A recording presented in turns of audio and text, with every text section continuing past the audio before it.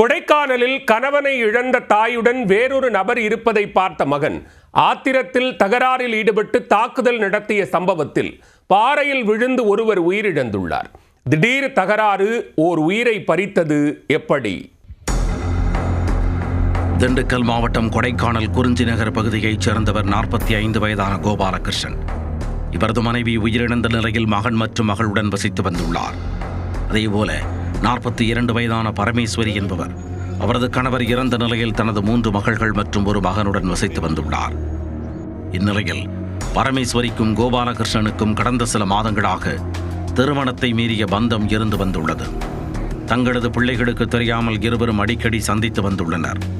இந்நிலையில் திங்கட்கிழமை இரவு கோபாலகிருஷ்ணன் பரமேஸ்வரியை பார்க்க அவரது வீட்டிற்கு சென்றுள்ளார். இருவரும் வீட்டில் தனிமையில் இருந்தபோது பரமேஸ்வரியின் மகன் மனோஜ்குமார் வீட்டிற்குள் திடீரென வந்துள்ளார். வீட்டிற்குள் இருவரையும் பார்த்த மனோஜ்குமாருக்கு ஆத்திரம் தலைக்கேறியிருக்கிறது. கோபம் உச்சந்தலைக்கு ஏற கோபாலகிருஷ்ணனின் சட்டையை பிடித்து கடும் வாக்குவாதத்தில் ஈடுபட்டிருக்கிறார் மனோஜ்குமார்.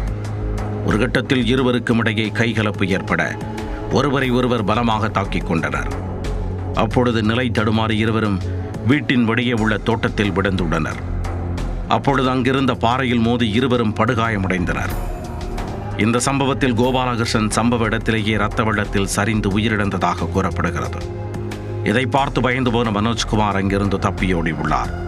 தகவல் அறிந்து சம்பவ இடத்திற்கு சென்ற போலீசார் சடலமாக பாறை மீது கிடந்த கோபாலகிருஷ்ணனின் சடலத்தை மீட்டு கொடைக்கானல் அரசு மருத்துவமனைக்கு அனுப்பி வைத்தனர். தொடர்ந்து விசாரணை செய்து வந்த நிலையில் குறிஞ்சி நகர் பகுதியில் பதுங்கியிருந்த மனோஜ்குமாரை கைது செய்தனர். அவரிடம் கொலை செய்துவிட்டு தப்பி ஓடினாரா என்பது குறித்து போலீசார் விசாரித்து வருகின்றனர்.